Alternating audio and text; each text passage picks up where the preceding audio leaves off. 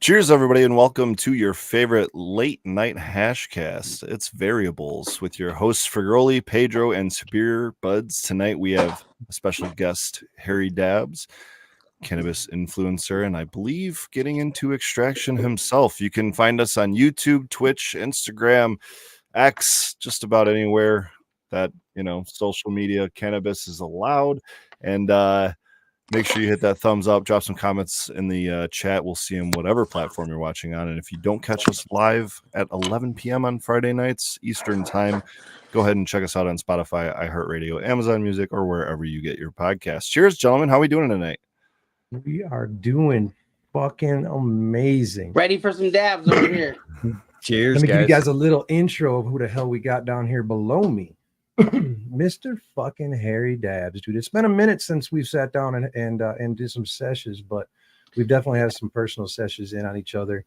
Influencer for a long time. He used to be a real good friend of Joe Lioli, who we'll get into that. I don't even know where the hell he's at anymore. And yeah, man, he's a fucking crazy big dabber, big smoker. Let's fucking go. Let's get some dabs, baby. Yeah, let's fucking go. So yeah, welcome, Cheers. brother. I'm happy to have you on the show. Yeah. Thanks for having me, y'all, and look forward to chatting it up with y'all, bullshitting, and taking some dabs. Yeah, we're gonna get fucking ripped tonight. As soon as I find a place where I don't have to talk, I'm gonna fucking take a smoker, dude. Well, go ahead. I'm gonna let everybody know where. Oops, I just slapped something on my keyboard, but I'm gonna let everybody know where I'm at tonight. I haven't drank tea in years, but these gentlemen told me to go get a cup of tea for my sore throat, and I got my little teaspoon with some honey. So I'm gonna. Don't worry, I'll be doing plenty of dabs too. I'm just giving him a second to set his up, and I've got the email, so I'm always ready over here. Real quick, we're raging Pedro's new Size Love this week, dude. I'm a huge fan of Size Love, and I scooped this one this last week. Sheesh. So yeah, That thing is nice. I'm so fucking lucky to have this in my collection for sure. All right, heating up over Got here. me a Ryan Kane right here. Oh yeah. Nice. I'm rocking my $60 local probably Chinese glass shop. Nothing wrong with that. Nothing wrong. Get it done. Harry, I've told this not the story, but I've told many people this before. I believe that glass blowing to the extent of what Pedro is holding in his hand, what you're holding in your hand, and probably what Superior's got in his hand, I think that is art. And I am not an art collector because I have a tendency to shatter my art. And it's just one of those things where it's not a good place for me to invest my money. I've learned that more than once. But I will say there's absolutely a difference in quality glass. I always appreciate it when I get to hang out with someone that does have some quality glass. But you're a terp slurper and torch kind of guy, it looks like, huh? Yeah. I like I'm more of a quartz castle type of guy. I will bust that out here in a minute. He's a hot dabber. We got the terp slurper and we're ready. I'm about to heat this bitch up. Hot dabber. What kind of temps we talking? Oh man, I don't know if he's quite glowies, but I like 600 and above. Yeah, he's a hot one. So are you just taking fat dabs, or you just like to get ripped, or what? Both. Oh, I'll let him answer, but yeah, both. I was gonna say, you got your man Pedro the dabber scoops up. Okay, that's fair. I've spent a lot of times watching this fucker on his social media, so well aware of this man. And if y'all see me fucking slapping my smoke, that's because I'm being Harry this week. That's one of his fucking signatures. Number one, it's let's fucking go. I mean, he's always got to beat up his smoke for some reason. But aside from just getting ridiculously stoned, like I plan on doing because Harry's on, started processing. Oops, that was way too hot. Harry started processing recently, which kind of surprised me. I don't think I found out about this until this week, but it sounds like this week was the week. This was the week, man. Been processing, been working with this farm. It's a all indoor farm in Washington State. Super fire. Honestly, I can say this. I've been in probably 50, 60 farms, and this happens to be the cleanest farm I've ever been in. Like, they do not fucking play when it comes to the plants. They organic or they? Yeah, yep. Oh yeah, this shit's fucking Yeah, it's fucking pretty ridiculous. Let me get this temp thing set up. Clean Damn. and organic, huh? Yeah, and we were the my farm was the farm that won the contract to grow out all the cookie stuff when it first came to the state. So for the first 3 years when cookies was in Washington State, it was my farm that was the one that was running. Were And you then, there when they picked up that contract? I don't remember when it was, but we were the first ones to pick up the cookies contract in the state of Washington. Woo! Let's you got there? fucking get Just it, whatever boy. the dabber grabbed, let's go. No, you know, and I'm of the I'm not afraid to say it because it's my opinion and I'm fucking I have the right to my opinion, but I think organic flour makes better hash rosin. I'm sorry, I really do. Why? Good question, I guess. On it, man, you're gonna make me stab. Have you ever grown not organically? I have not, but I have processed synthetic but things before.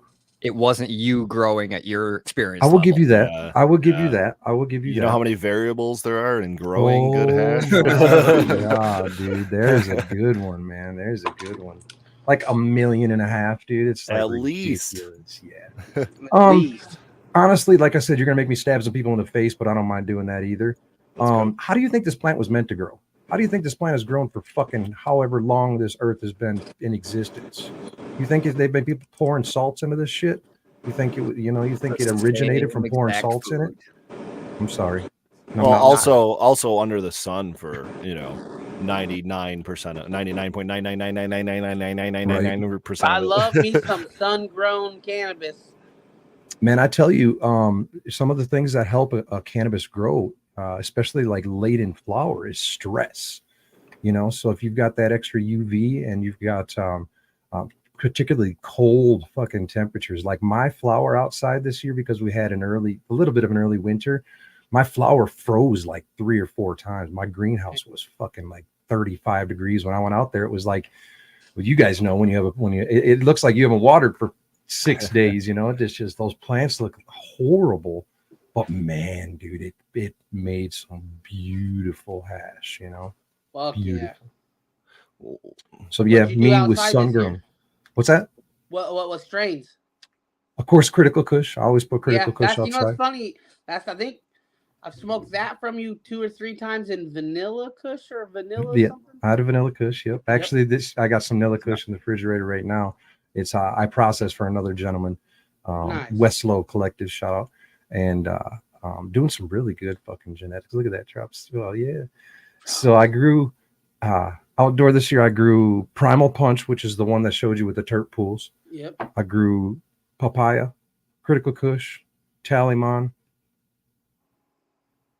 and I don't remember the last one. Tallyman's really good. Was it Trop C Tallyman or was that from somewhere else? What's that?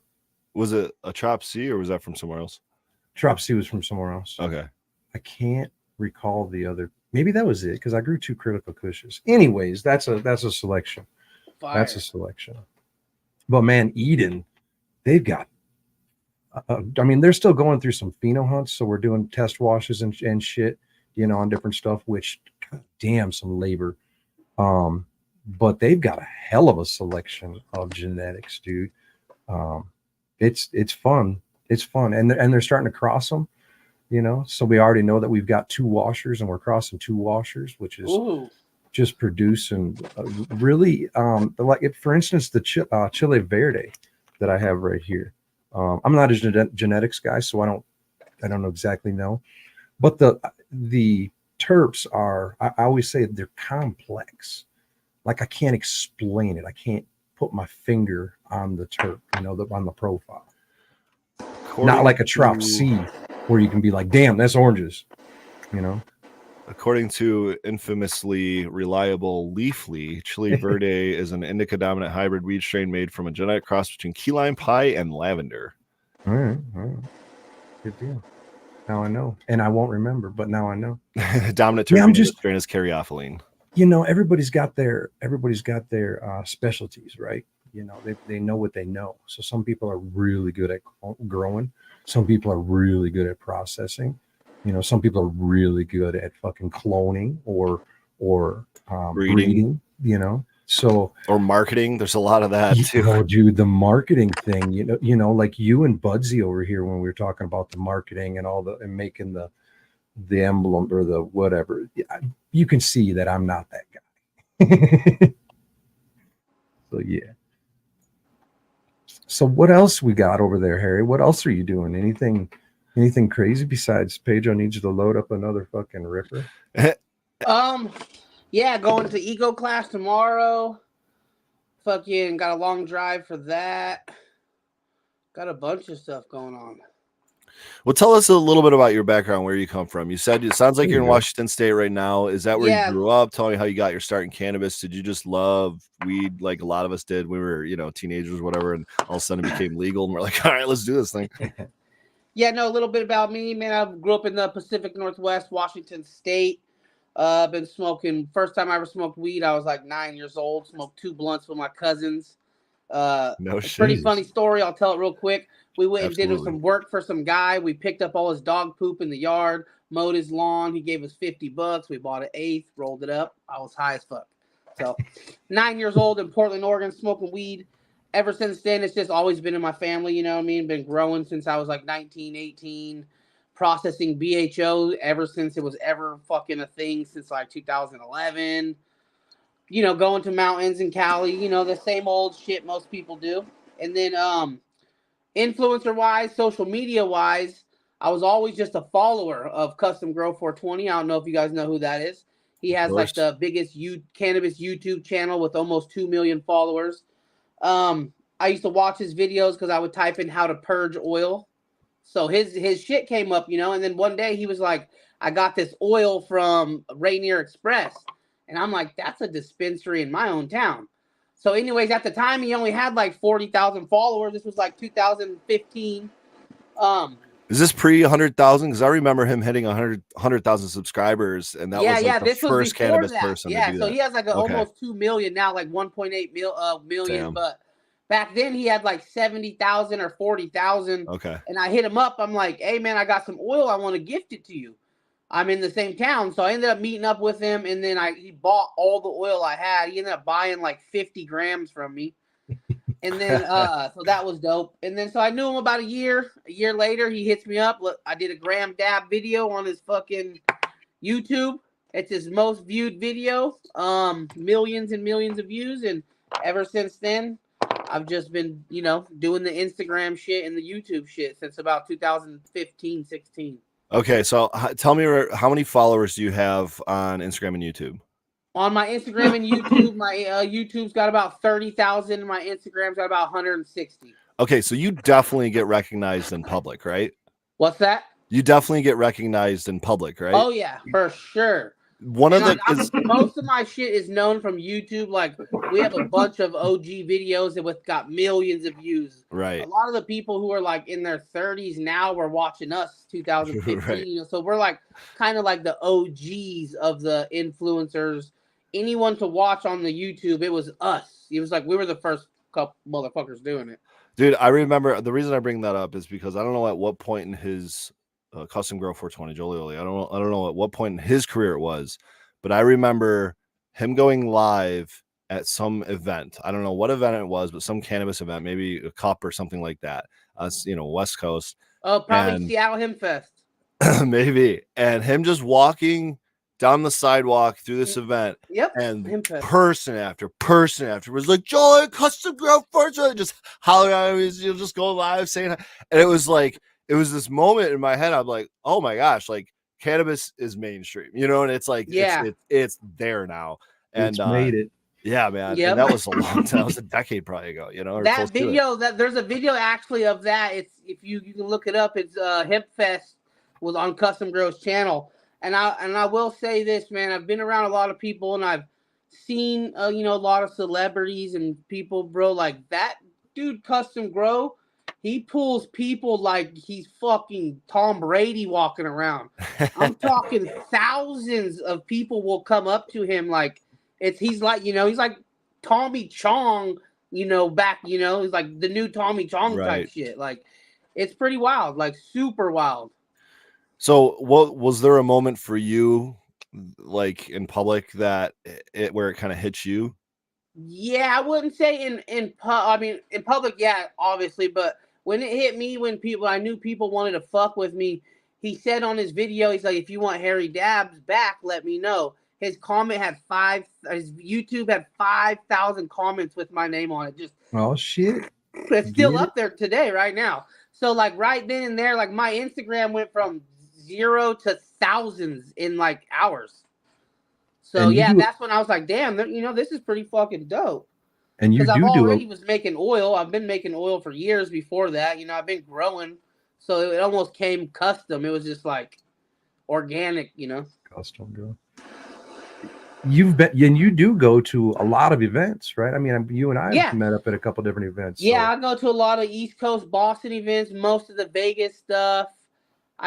I can't say I've been to Cali in a couple years, but I used to go to all the Kush Talks, the Blazers Cup, Chalice. Yeah, I go to a lot of them.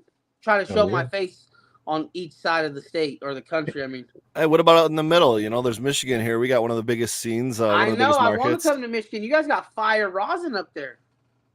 Everybody's starting. It's interesting, me as I stroke my gray beard. It's interesting and awesome seeing these. And man, I'm not trying to. I'm 40, almost 45 years old. So when I say kids, I mean like the 20, 25, whatever range. They're kicking some fucking ass, dude. Like. It's awesome to see how many people are producing really good hash and hash rosin.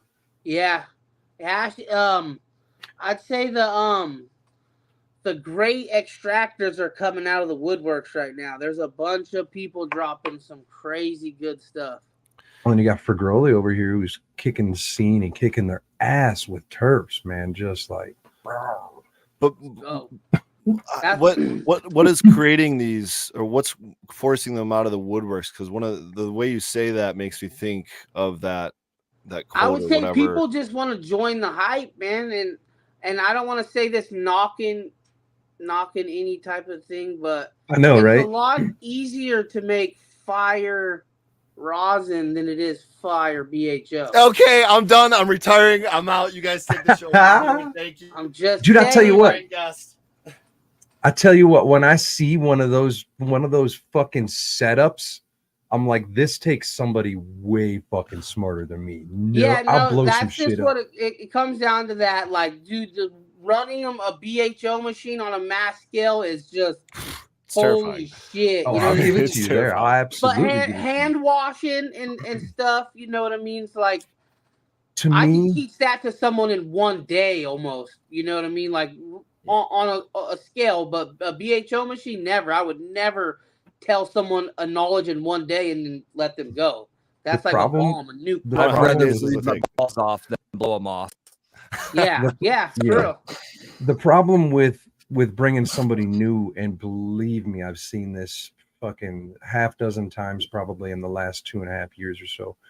Bringing new people into a hash room, you can teach them to do things in a couple of days, but if you leave them alone after those first couple of days, it's not.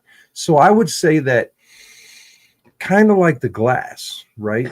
You're not good until you're good, There's a big learning curve. My God, go back and look at my fucking posts when I was shaking hash in the fucking in the other room. Hold on though. You're talking about learning curve, and part of my question is one question I have is how many 8-hour shifts would it take to actually train someone that you, Pedro, would trust to run, the next batch of hash? And then, well, let's start with that. 2 weeks to a month in the room with me.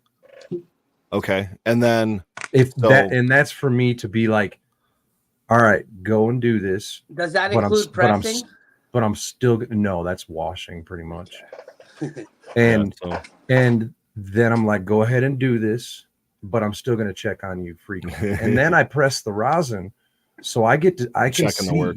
Yeah. I know when I can run back down and be like, yo, So the turnover rate at Pedro's facility is probably 2 to 4 weeks. But my other question, is, and this is kind of for everybody on this panel, even you, chat. What do you guys think about this? Does being a good hash maker require being a good grower?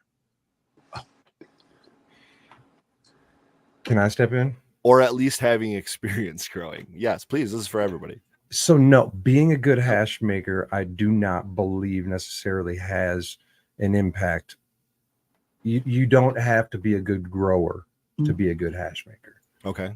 Because there, as I was saying before, there's a lot of people who are really good at what they do, So sometimes I would almost rather, especially now after being in hash and rosin more and more and more, like it's consuming more of my time.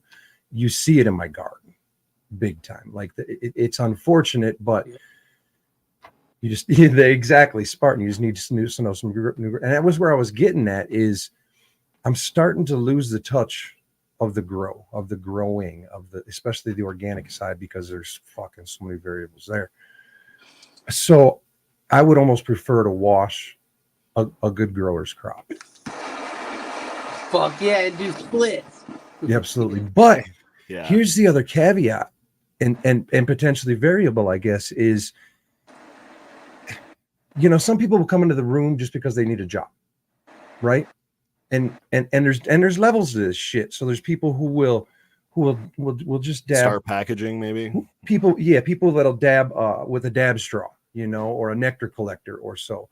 And then they step up to maybe an e-nail or whatever. And then they step up to spending fucking thousands of dollars and whatnot, So I want to make sure that the person either in my press room or in my hash room, the garden is somebody else's issue. I run the production of the processing. But who's ever in there, if you don't, the last guy that we hired, I was like, how much do you dab?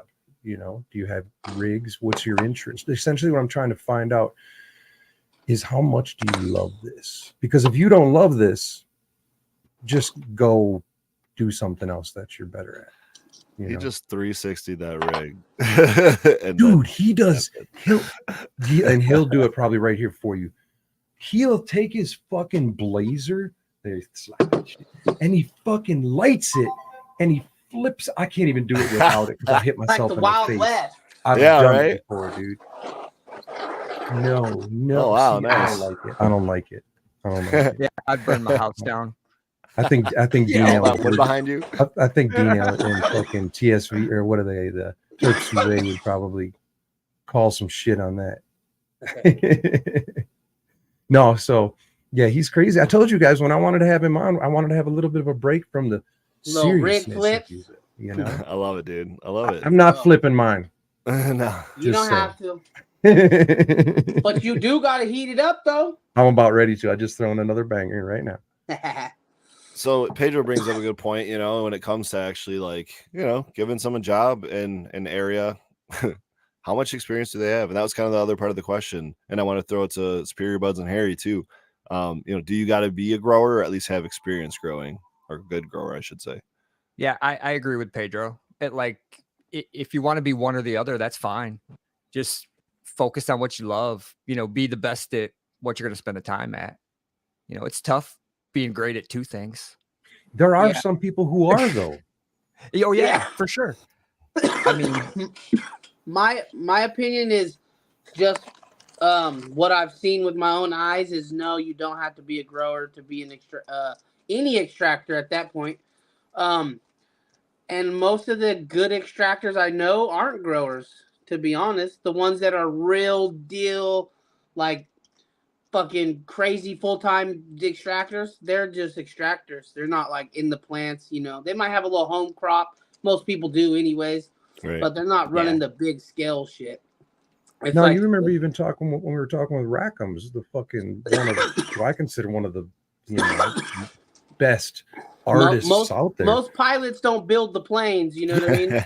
He doesn't fly grow those motherfuckers. His wife does the growing.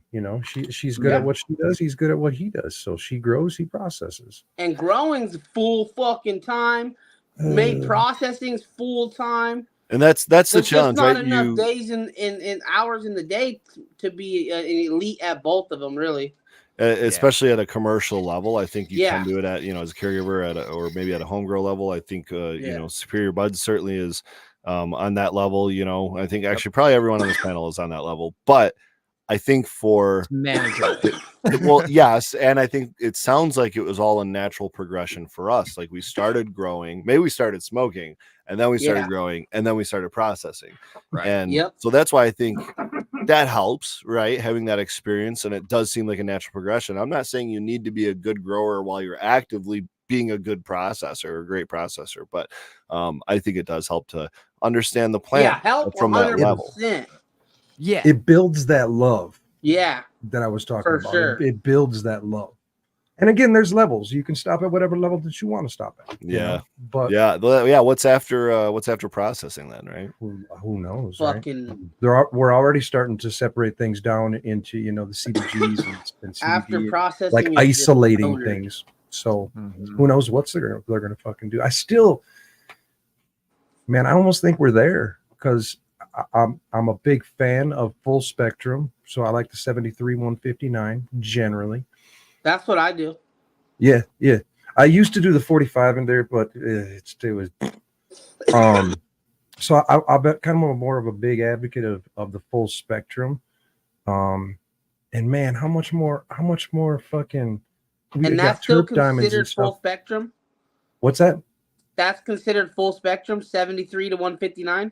We could get into variables here. Because I don't know. That's why I'm just asking. Yes, so I would think full spectrum would be with the 45 and 160. That's like everything. Yeah. So if you're gonna go truly full spectrum, you're gonna collect even the 25, up to probably the 160, and depending on where it's grown and if it's outdoor and variables, it can have really big heads, and you could potentially catch it in the 190 as well. So I mean, if you really want to get full spectrum and aren't really worried about the hype of having really juicy wet rosin and just super terpy and that golden thing that everybody's after right now, then man, you can have some really good fucking rosin. Might be a little throatier depending on variables, but I like but that. Is there going to be more post processing that comes up that we learn how to do that we're not even thinking of right now that allows 100%. Us to refine it further? I mean, look at the BHO systems and how complex they've gotten and getting it down. Well, maybe we're missing 2-3 more steps that don't exist yet. Yeah, what's the next fucking big thing? Slap another column on there. It's not CRC, right? It's DPG. And see, that's what I'm talking about with these newer. You guys know rosin CRC? Oh, really? Tell us more. Do you guys know who her name's fucking Brittany Murphy? She's like a big extractor. Yeah. That lady. She got in my DMs and told me, she gave me all examples too. She said CRC in rosin is the micron bag. And then she showed me that the hash before is dark, putting it into the rosin bag, and then being pressed, the hash comes out white. And she gave me this fucking 56 paragraph about how rosin is CRC and the bag makes it CRC, some crazy shit. I'm curious to understand that further because it seems like you could just be. Can I go to my Instagram and look? Will it kick me out? Good question. Because I can look at those messages and read what she was saying. Try it, dude. Because that seems like it could be important. If if it kicks you out, just come right back on it. Can you guys hear me? Yeah, we can hear you. Just can't see you. All right, let me go to my Instagram. Bam. Man, to me, just to rebuttal real quick, man. CRC, I mean, it's color remediation, but I'll tell you what, I have not pressed, and I'd like to see if somebody wants to show me. I've not pressed much, if any, dark hash and got golden rosin ever. And I bet you, putting my stamp on it, but I would almost guarantee that Rackhams would say the same thing. Look, can I put photos in the chat?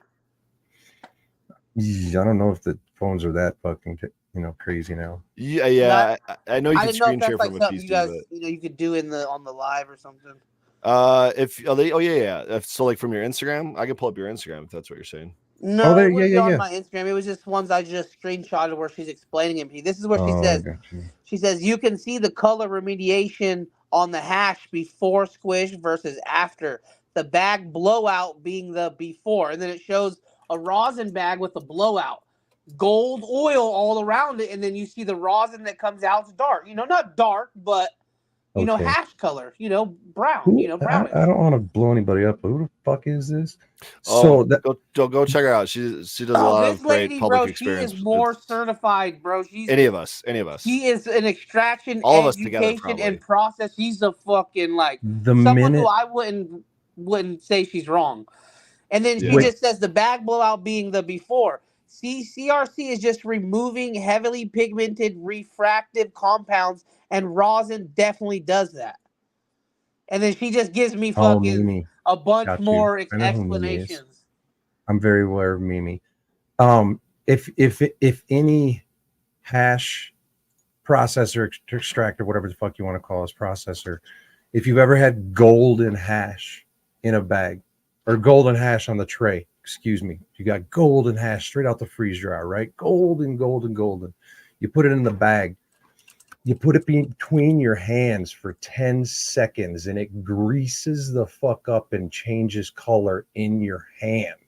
Yeah, see, I just sent you a picture on So Instagram.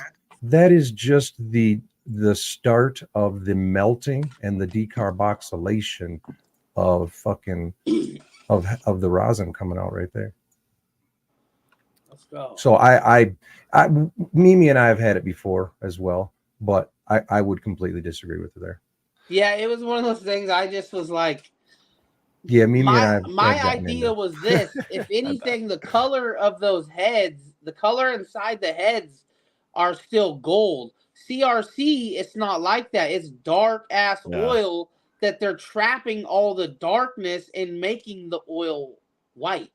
The oil inside the heads are white. They're just inside the heads. Yeah, exactly. Yes, I love phones that do that. Give us another too? thumbs up. Yeah, no, it's if you're on your phone. It's like that iPhone. Pedro, I don't know if you can see those two photos I just sent you on Instagram. You can probably screen share them if you don't have want. to look now, but that's what she was referencing. What she was talking about. Oh, the blowout. Yeah. I did not just drop my quartz banger. Yeah, no, I've had blowouts before too, and I know exactly what she's talking about. Yes, it is dark. It just sounded like some super fancy way to shut me up. Yeah, but it came from blonde ass hash. So how are we turning? We're turning blonde ass hash into blonde ass rosin. How is that color remediation? Yeah. So here's what I would say is the only really input I have. I have like two thoughts on this, and the only input I have based on experiences that I have ran used rosin bags through my closed loop system. Okay. And the oil I got out on the other side, while very, very voluminous, was certainly much darker than the rosin that would have come out of that bag. That being said, there is, I would assume, some level of maybe decarb process that's happening there because you are heating it up, right? Yeah. So that will, change its color. And while these bags were thrown in a Ziploc and thrown in the freezer, any oxidation, any aging, it's going to make that color change. Was it much dark though? Was it or was it still decent color? It's what I consider food grade. So, in this, food this grade is for BHO. For my BHO. Yeah, that's tough. This let's flip it over. Obviously, I'm a fucking rosin processor, hash and rosin. This is why you need to spend the time with me in the fucking room. Because there's so many different little factors where if you turn left where you're supposed to turn right there, you've done fucked it all up. Yeah. And it's hard, and then that's where the experience comes in. I've said this over and over again. That's where the experience comes in, is when shit goes fucking wrong. What do you do?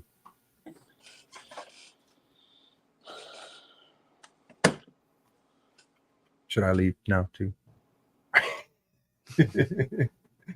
Harry's got me freaking ripped over here. I will say I'm ready for another dab. I'm cleaning my bangers. In homie's fucking BHO over here. I've got some of that back here, but I'm scared of it, dude. It'll have me coughing worse than I am right now. Yeah, well, this is maybe what you need next time. Just the diamonds, remove all the terps. That's just like the bottom of the barrel. So, some that's check- Is it CRC? No. I don't have any CRC equipment. I've ran commercial Don't equipment lie that to me, had son. CRC Bad. columns, and I bypassed CRC. I refuse to use CRC. I'm anti-CRC. Yeah, I think we were all on board about not being able to polish a turd until CRC came along. I think the CRC in part has done a lot to ruin a reputation of BHO along with those commercial processors that are running them. Let me get some of my BHO. Yeah, I could go on. We got a little crack in the house. My butt crack, baby. That was a little extra special. Don't get for fat, the guys. viewers. I'm telling you, it's not cool. This is YouTube and stuff. I don't think we're Oh, streaming nice. over there. I don't think we're streaming. I know what. Looks great. Gee. Yes, this is some batter. Are you strictly better? Do you do sauces? Like, what do you guys do shatter anymore? Is that a thing out there anymore? I'll be honest. Right now, I'm just running the batter. I'm having it ran batter. Diamonds are cool. Sauce is cool, but looks like a lot of people like this is recreational stuff in Washington State. Like this is on the market, and you take this to a lot of people, and they think it's rosin. Like this batter is fire. This is the same exact material I use for this fucking indoor rosin. It's all indoor. So it's the exact 100% same materials going into my rosin is going into my BHO. You know what I mean? It's fucking the fire. So people a lot of people think this shit's rosin. They're like, oh, and then I tell them, that's actually our BHO.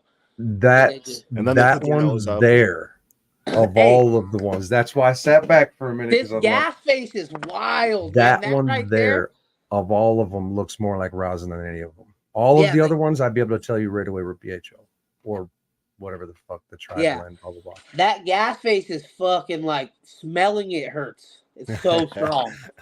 And I think those are the ones like in a fucking terp slurper. That shit hurt. It's like crazy on your lungs because the terps are like 13% or something. Yep. It's like over 10%. I can't remember what it was. Just always seen a lot of BHO come out with that orangish color, coldness, and that is such all a about the turn temperature.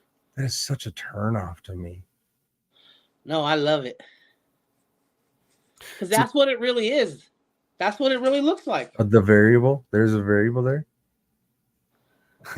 Well, Harry, tell me about your process. Tell me about your closed loop process. How you running this? We open source steel. Are you familiar with them? I used to watch his videos too back in the day. And we just get it as cold as you possibly can with dry ice. You know what I mean? We fill the dry ice columns. We fucking sink our tanks, cover them in dry ice.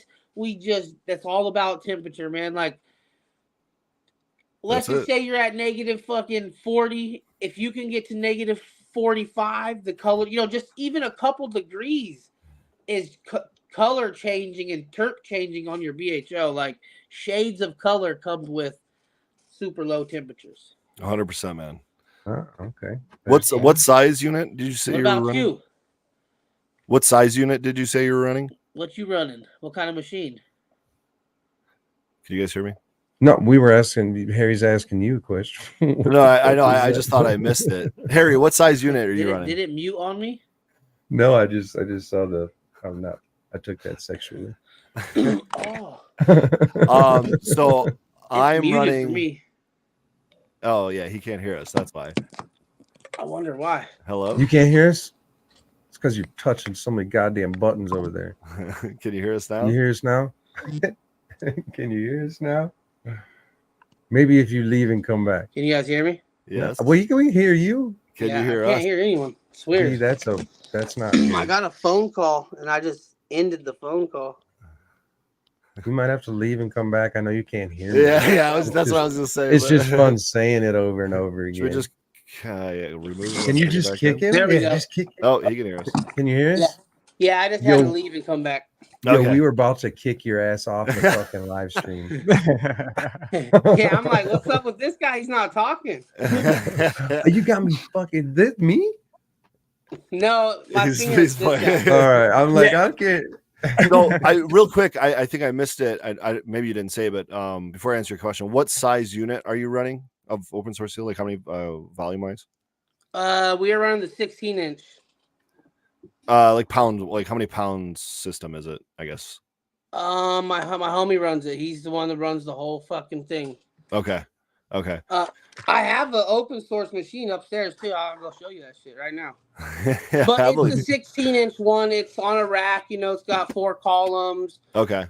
It's fucking. You'd have to ask his ass. I got you. Okay. No, I pretty much run by the same ideology, man. From my experience, you know, the colder the better. It might make things run a little bit slower, might get a little less volume, but like if all we're going for is quality, you just got to get that thing super cold. And like you're saying, you got to get the solvent cold, you got to get the materials column cold, you got to keep it cold the whole time, and you got, you know, slow and slow recovery if you can, unless you got the you know, big boy equipment.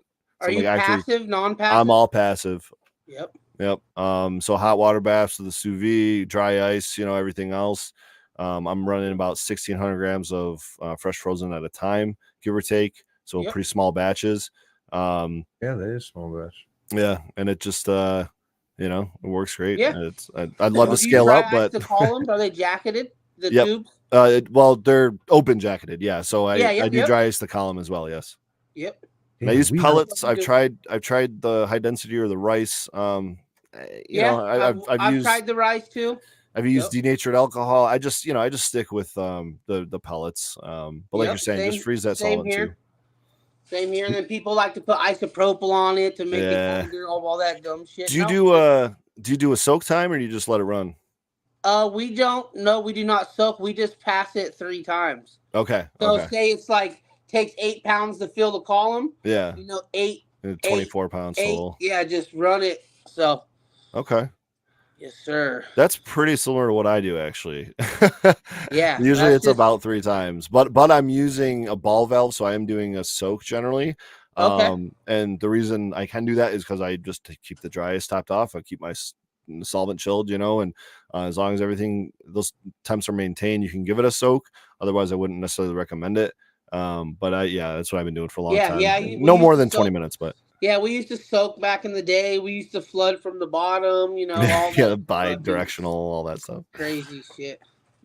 Now it's just dump it, cold as fuck. Cover that shit, bro. Purge it, whip it, purge it, whip it, purge it, whip it, sell it to the streets. Yep. That's just how it goes. I feel you. At the end of the day, it's all at the material anyways.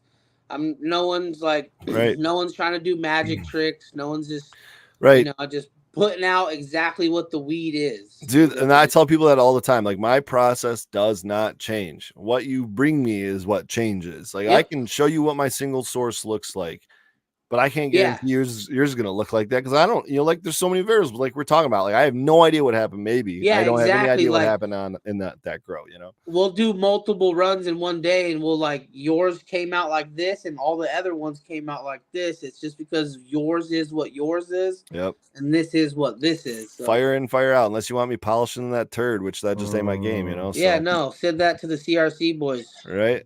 Dude, I tried we have pounds of oil packaged for 800. Let me know. Harry Dabs, I just looked at this on Tuesday. We have over or almost 850,000 pounds of fresh frozen at growers and processors as of October 31st in Michigan. Just in Michigan, 850,000 pounds. And at 3%, that's over, I think, about 10 million grams of extract. Damn, bro, y'all are some real smokers over there. I don't know what the hell they're doing with all, but that's crazy. The amount of concentrate on hand is insane too. Mm-hmm. It's just waiting to go. Yeah. Yep. Hopefully they don't have no power outages. Oh yeah, I have a question to Pedro or anyone who runs fucking machine or my fucking freeze dryer today. When we went in, we did a run yesterday. We came in this morning and it said power outage. And then when we shut it down, whatever, let all the air out, the trays were hot as fuck. The trays were hot. Yeah, it was iced all the way around, but the trays were hot as fuck. That just hurts me to hear that, dude. Yeah. I've been there, done. Sometimes the heater relay sticks. Yes. Yeah. I So will say this: the hash looked fine. It was warm, and we just ran it through another cycle. I'm gonna have to check it tomorrow, but it looked like it wasn't ruined. So what are you putting your tray temp at originally? 35. Okay, perfect. We've got all of our freeze dryers on backup batteries at work Okay. Yeah. because they do, it happens. There's surges, you know. They Yep, pull a lot of fucking power depending on which size you have, you know. So Yep. we've got them all on battery backups. We actually just had a surge today. Well, what time was it? About noon. We had a little bit of surge, and I'm texting everybody, check the freeze dryers, check the mini splits, check the freezers, you know, just making sure everything's done up there, working from home. But yeah, man. So yeah, that was a little something I ran into today, but it looked like the shit was fine, so I wasn't even upset. It depends on how warm it got and whatnot. The problem is if there was still a vacuum, you know, It was still temperatures, you know, it boils at a much lower temperature. Yeah, So and I can almost guarantee you decarb that rosin. I would just throw it, make it food grade, man. You got hash edibles, bro. Like, no, well, I would press it. They don't even give a fuck. Like the dude at work, like my owner of the farm, that's my boss. Like, you know, we're fucking 50-50. He fucking's like, bro, we put it in our joints. Don't even get, like, he didn't even. There you go. Yeah, I would. I thought he was gonna be pissed, but it's just like he didn't even give a fuck. I would press it I like got from Sluggers right here. Color we got remediated. some edibles from Thailand. Okay. These are pretty big. What are those? Sluggers in here. Whoops. You guys know about Sluggers? I feel like we're about to find out. Oh, these are like the #1 joints in all of America, bro. Like, I kid you not, you will not find a fucking bigger joint company in all of America. This very much reminds me of baseball cards, what you have in your hand right now. Just wait, big dog. Is there some bubble gum in there? Tell me there's some bubble gum in there. This is the bubble bath. Where's the fucking... Whoops. So here's the packaging. Come on, Bubba. Little container. Whoops. Hello. Little safety right here. Open it up. Like you said, each one has their own little card. It says on it, it's got the weed on the front, the picture of the weed, whatever the strain is. It will have a little fucking emoji, and it says, tastes like mint chip soap, feels like your first scrub in the tub, pair it with an ice cold pop. You know, this is a little joke shit. And then it has 5 joints in here. They've got rosin in them, keef in them, diamonds in them, and weed. It makes me giggle every time he says weed. Sluggers. And they got blunts and a bunch of shit too. Nice. This is that influencer side of me showing. My bad. Right? No, I like it, dude. Yeah. So Harry, answer me this. I don't know if we're changing subjects or not. No, do your thing. I'm so ripped and I don't even know. What made you jump the fence and go with hash and rosin? It's just more of like hype, bro. Like I'm not trying to be rude or crude or get jumped tomorrow at the ego clash because I said this, but it's like rosin has the hype for it. It really does. And it's like, I feel like a lot of people don't realize that BHO is really, really good. And all of the super fire material people are putting into rosin used to be in the BHO. You know, like BHO used to be super terpy. Fuck, it was amazing. It took a hit. CRC came. Motherfuckers got scared, and there's still people scared of the butane and all that shit. We're able to clean it way more fucking easier than we were back then. You know what I mean? Like, butane is easy to get out, not like it was years ago. So, that being said, people are asking for rosin more. The stores in Washington State are saying, like, you know, you have BHO, but do you have solventless? A lot of the bud tenders are like, hype people, you know. You get into their head, you give them a lanyard and a fucking t-shirt, bro, and tell them something, and they're fucking, you know, like the bud tenders here in Washington State, bro. Like I got a lot of love for them, but Shots my fired. God, they do not know a lot of shit about concentrates. Like it's wild to me. The price discrepancy between solventless and BHO, it's probably the biggest here. Yeah, yep, still. yeah. It's half for us here. It'll like my Fire Live resin will be $30 at the store, and then the rosin $60. You know, it's just right. Do you think on the processor side that that rosin should be valued at double what BHO is valued at, all things equal? It's hard for me to say because I'm also a consumer, bro. I love Right. going to the store and buying shit, and I hate getting taxed, and because I can fucking buy fire ass rosin, bro, indoor for $40, but the same company over here or another company over here doesn't have as good of rosin, but theirs is 60, 70. Here's a And good. it's like, you know,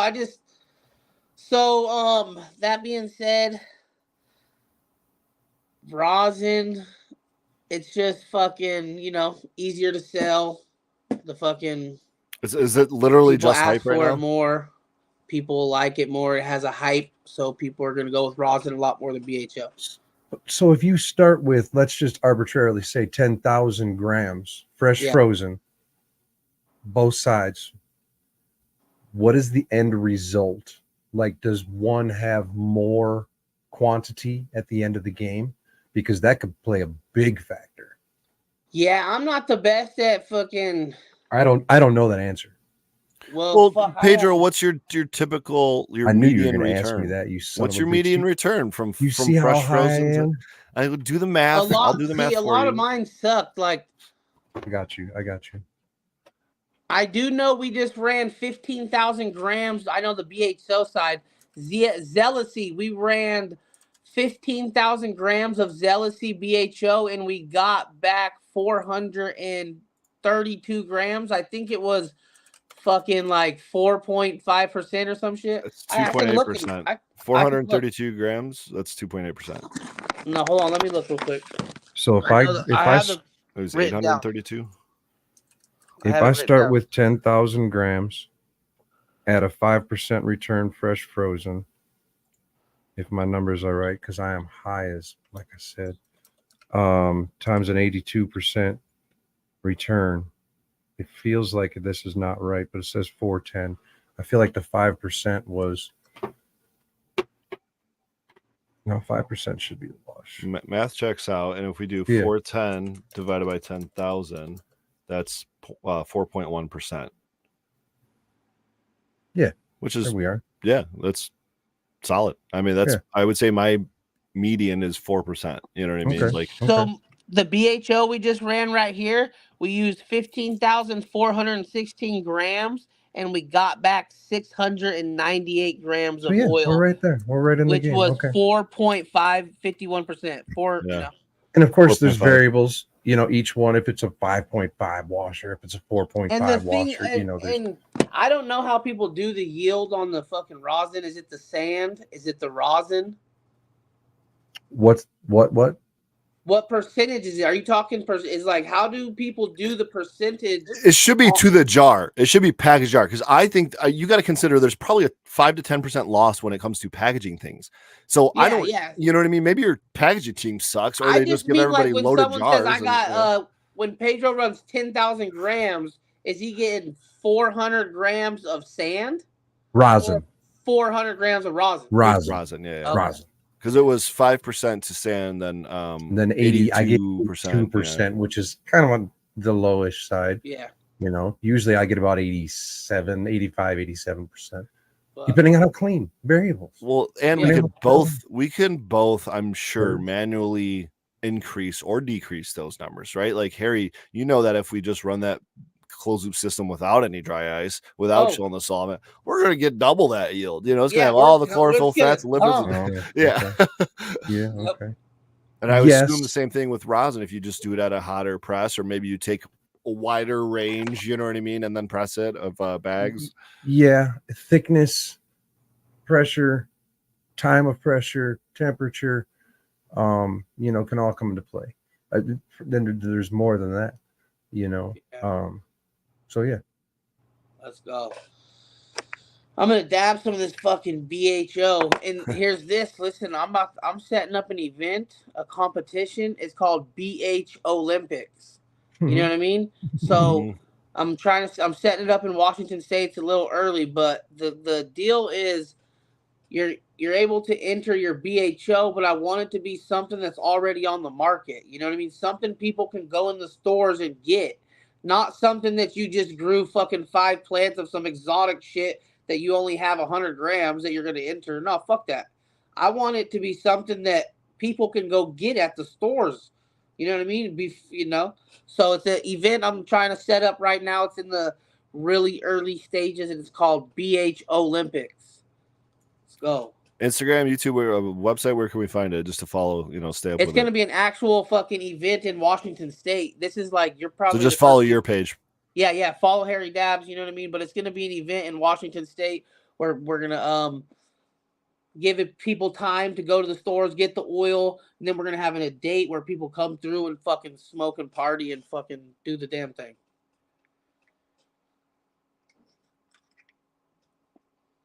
But look forward to the BH Olympics, y'all. I love it. I love more events like that. Great name. Especially if it's especially if it's targeting BHO. Yeah, Exactly. definitely a catchy name for sure. I'm If you have give me rosin, 30 you're seconds. not welcome. I'm just kidding.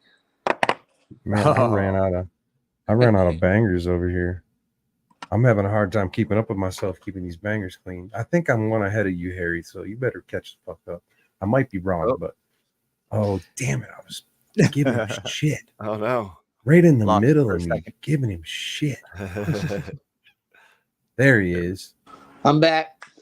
I was saying that I think you're one behind me, so you better hurry the fuck up.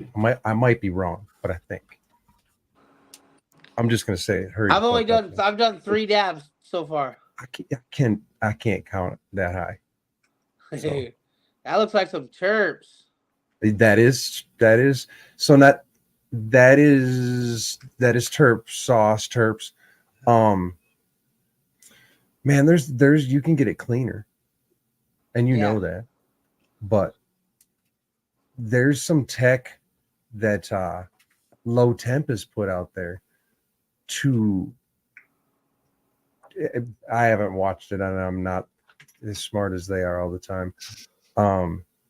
They break it down into a clear.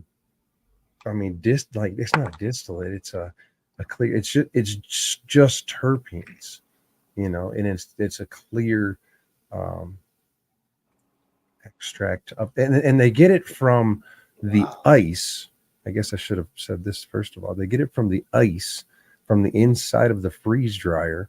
When it drains, they collect the water, and then they isolate it down into just. That's wild. Low Temp's got a whole video on how to do it. Most extra shit, I swear. See, there we are again. That sounded really weird, but what's next? Yeah, and that's a big next right there. Is if you can. So now we can isolate terpenes, right? And now we have a jar of terpenes, and now we can apply that to diamonds. We can apply that to a different rosin if we want to increase the terpenes or to enhance or combo. Then now we're talking to more variables. Let's go. What happens sometimes? Next? Sometimes variables happen on this channel. It seems like that's a theme everywhere. You guys been seeing this shit? Don't be hating.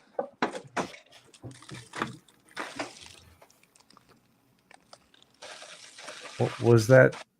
The snowballs? Oh. Oh no! Looked like some puppy chow for a second. You're looking like Wheaties. Not Wheaties. Oh, okay, like a moon rock. Oh shit! Yes, this is the new. It's not new, but it's blowing up again. This is super fire weed. The weed is fucking grade A. I'll say that. And then it's soaked in distillate covered in CBD isolate. That scares me. Now Yeah. you want to. Wow. Now I mean, so obviously you're getting. It's like eating more vitamins, because Yeah.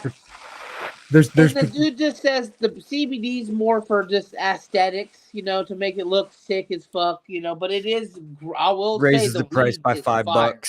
But obviously different plants produce a different amount of CBD, Yeah. so adding that to a plant of choice, could be very beneficial. Yeah. Definitely beneficial. I mean, and more than just on a this is cool kind of that level, like this could be Right. very beneficial. And even, we know that inhaling, fucks us up, right? But what if there's more benefits to mixing these isolates and potentially, taking them orally, or There's got to be benefits to, and unfortunately, we probably haven't been able to research them enough, but to, like, for example, taking maybe like a capsule of CBG or something like that, right? Yeah. It doesn't even have to be, derived from clementine, right? It could be probably like a hemp derived CBG or something like that, and still have a pretty similar effect. One of the things I appreciate about that is the fact that we will research those and we will find out those effects and how they, in mass can help. I just don't think we're there yet. So when it comes to, like, doing my own research at home, I like the full effect of the entourage of whatever that strain is giving me, and that's kind of the palette I have to work with. Did you just get that on your camera? Too close. That was perfect. Sticky lens. I think there's definite medical benefits, though, to being able to reproduce a capsule that every single time is exactly this mixture of THCV, maybe, or what, all these other compounds, and it's not going to get you the hot, but it's going to get you the medicinal benefits. And there's people that's where we get widespread adoption from the plant. Right. Well, widespread adoption in terms of cultivating it. Like federal and FDA. And, okay, I gotcha. Because geographically widespread. Yes, and doctors prescribing it, because a doctor they can only prescribe it for certain things. But if we find out this mixture helps with cancer or helps with this, or it's a lot easier to diagnose and distribute. You're not saying, hey, just give your kid a couple of joints or whatever and see if the seizures go away. What if one of these isolates works like topically, for right? Who knows, eczema, for big cancerous growths, for burns, rashes, healing burns, itches, stings, anything. Yeah. I mean, for girls, and that's the problem with body butter, right? Problem. Mm-hmm. Yeah, right. That's the problem with it not being federally legal, is we don't have the deep access to study this. We don't have the money, the funding. Companies are trying to survive, in a market that's questionably legal because of the states next to you. Don't judge me. And so we're fighting to survive. So spending the money on the extra research as a business it's tough, So R&D is one of the most expensive things you can get into, and you have Absolutely. you have to hope that there's going to be a return on that investment. It's a High long-term. risk. R&D is a very long-term investment without a guaranteed return. Yeah, absolutely. We're seeing that right now with trying to do pheno hunts and test washes and test presses at work, man. The man hours that have gone into from clone to a production to 100 clone, to 100, plants transplanted, all the way through to flower to processing, and then you get this nasty smelling, stupid, sticky, low yielding crap that you just end up having to throw into food grade, which then makes you have to, start a food gummies or some kind of a whole new product line. Yeah. Diversified. Got to start finding an outlet for all the different pieces. Run it down an RSO, So speaking of that, what do you guys do with your spent material? Trash. Like the flour, them? Yeah. Well, everybody, all three of you, that's trash. Compost. Like I assume. Yep. That's kind of one of the differences, right? Is there for girl of yours is probably trash too, right? Yeah, it goes either way. I mean, you can't really I'm not putting that in my organic compost bin. Put it that way. At one farm I worked at, they made us fucking all our BHO material. They made us dry it out on screens. Like we had layers and layers and layers of screens, and then we reran it for crude. Oh, it was so fucking annoying, bro. And oh this my is God. like crazy. Damn. Squeezing every Yeah, I last tossed drop. mine into the chicken coop. Yeah. Chickens take care of it. Yeah, they get all my my leaves and clippings and stuff like that. Yeah. they go ape shit for those leaves, man. If anybody watches my Instagram, there was almost every week I had a couple holes in the backyard, so I would take my spent material and put it in the holes, right? But like I said, I'm working with Westlow Collective, who's a breeder who happens to have seeds in the flour that he gives me to process down. And that's another good question. Remind me is whether anyways. So I took that out in my yard and just put them in the holes to fill in the holes, because of compost and whatnot, and eventually it levels out. I had so many goddamn plants over and over and over again that I just mowed over and mowed over. That's tight. It was ridiculous. Dude. I used to throw it into the Hugo culture, but I kept sprouting little babies. So now I let the chickens take care of the seeds. Yeah. The other day, my homie who processes this, like his material, they put all the material in a trash can. This was just like a week ago. Early in the morning, they show up to work, right? And they fucking go to put some more in the trash can. And they open the trash can, and there's a homeless dude in the trash can just knocked out. And it's all butane material. So, and they had to call ambulance and fucking lifeline this dude. He had been in a trash can for like 8-9 hours, passed out, just inhaling butane weed. And like he was like knocked, like done, bro. We haven't got no update. The dude might be done. Like it was pretty crazy. That's my homie insane. called me like, bro, sending me videos. This dude is just done inside this trash can. Because the homeless here at the legal, I'm sure it happens everywhere, but they just like jump their fences and rob your trash cans and shit, think they find, weed. And some of them do. I'll be honest. Some of them do leave with some fucking trimmings and shit, but some people just end up in a trash can with butane and fucking pass out. So you guys don't have that's not good, man. But you guys don't have a regulation to like destroy it, make it unusable, so to speak, mix it with anything. No, it just has to be it just has to off gas. They blunt it inside the trash can to off gas. Yeah, and we put it in their trash can, and it's like they jumped the fence. Yeah. And then got in the trash can and knocked out. And I was saying this, how scary is it to think if the dude was in there trying to light a cigarette, trying to smoke, bro, it would have been a fucking nuclear explosion. Yeah. That's wild. Yeah, it was pretty wild. All right, let me get another dab. I do got to go get my baby medicine here, but we're going to get a glob for y'all. I can do one more here. And I guess I'm fucking going to be in. I think I just did one. I can't remember. Did I? I know. I want to pull up these. Everyone's got rosin pens, right? I got. Here we go. There's a rosin pen, right? Everyone's got the rosin pens. It's just decarb rosin. Have you made live rosin pens yet? Fuck yeah. Okay. Can you tell me about that process when you're at when you get a moment? I don't know if you got Okay. right now. And we just fucking do the tray tech. You know, you just dump your shit in a tray, let the diamonds form, then we separate the terps, and then we fucking put that shit in pins. Okay. And that's just a terp pod, you know, and then it's got hella THC in it too.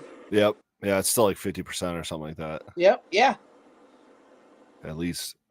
And those hit fucking that, you know what I mean? Yeah, the flavor's great on it, man. You actually get Yep. the flavor of the plant, which is awesome, you know, and I don't know, I've been enjoying them. I haven't found like the perfect cart yet, but you know, I've tried quite a few. Have you tried Kung Fu carts? Kung Fu No. vapes? No, honestly, I've been working with this company, iCrusher, just because they have a location. Everyone and their mom. Yeah, I would assume so. I know they're out in Cali too, but they have a location somewhat local here in Michigan. So it's like it's one of those things where I just go pick them up and I can save a lot because I work with a rep and I go see them face to face. I'm not paying anywhere near MSRP, you know, so it's helpful. But it's kind of like going into a bank, in my opinion. Like actually having a relationship with your banker, you know, it's valuable. Yeah. But no, I haven't. I mean, I've tried a few other like local people that were probably repping Chinese carts or something. You know what I mean? I don't know, but I just kind of stuck with iCrusher for now. All right, y'all. Cheers. Cheers. Now he's ahead of me. Damn it! I'm trying. I'm trying to whip my shit over. That sounded bad, but I'm trying to whip my shit over here. At least you're not beating it. And just keep going. And I think I'm gonna have to forego and just dig in. Bro. Oh, this is questionably fresh. That's all right, y'all. I'm gonna go get my baby some medicine. Cheers, buddy.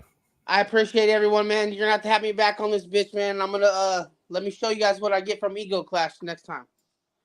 Yeah, absolutely, man. Stay in touch, and we will try to get you on again. He's always fucking fun. He's always fun. Now he's got me high as all hell over here. Now it turns into just pick on Pedro show if you guys want. It's because cheapers. Everybody's asking questions in chat, like whether we were wrecking med. And I think we're both wrecking med, but that I make that I run the processing department. You're very laser focused on creating good hash. There's a lot of moving parts to a commercial business, you know. Yeah, I have a very good relationship with my grower. A very good relationship, because I definitely want to make sure that I'm walking through the gardens and seeing the plants as they progress, because that just helps me. It helps us do the culling process and whatnot when you're trying to do the R&D to test wash and whatnot. Is that right at the same facility then for you? Or yes. Well, we've got two facilities technically, which have multiple bays. I think there's probably 8 to 10 bays in each facility. Well, one facility's got one huge bay, and then the other facility's got about 8 different bays. And when I say a bay, I mean like 100 by 400, 500 something. You know, like a big bay. Right. That's awesome.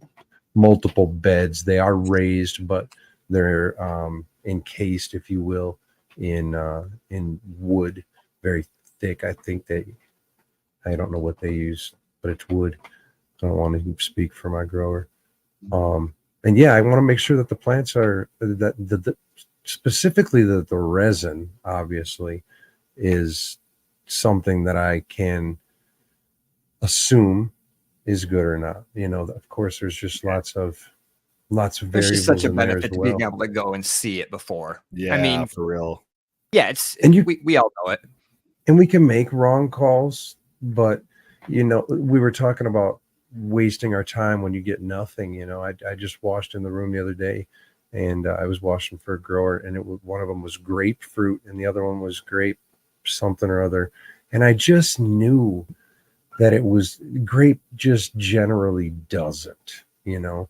And both of them gummed the machines like crazy. I had to take them apart and completely clean them with ISO, you know, in order to run the next load. and it was just ridiculously horrible.